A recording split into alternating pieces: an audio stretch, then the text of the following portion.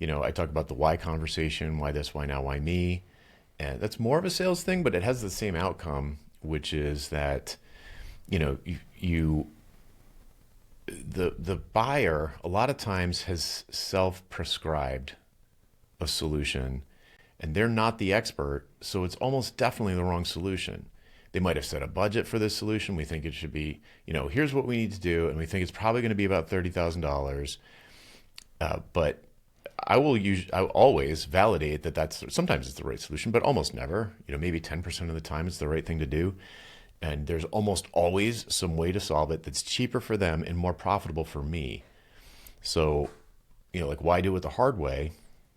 And it reminds me of a story about, I don't know if this is apocryphal or not, but someone, developer, hourly developer, and they were asked to do something, a change. I think it was a FileMaker system. They're asked to do this change to the system that was really hard to do. And therefore, the developer was really excited to do it. Because like, oh, I've been doing FileMaker for so long and it's kind of boring. I know everything, but this particular problem is really interesting and I'm going to get to use some PHP and all this stuff that I never use. And I'm going to come in and I'm going to solve this problem and just like iterating and iterating and iterating. They were spending like tons of money on it.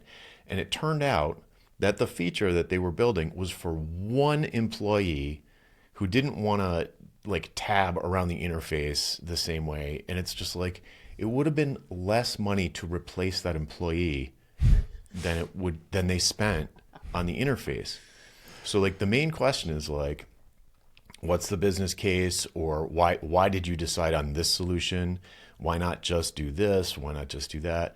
Why not leave it the way it is? Really, what's the problem?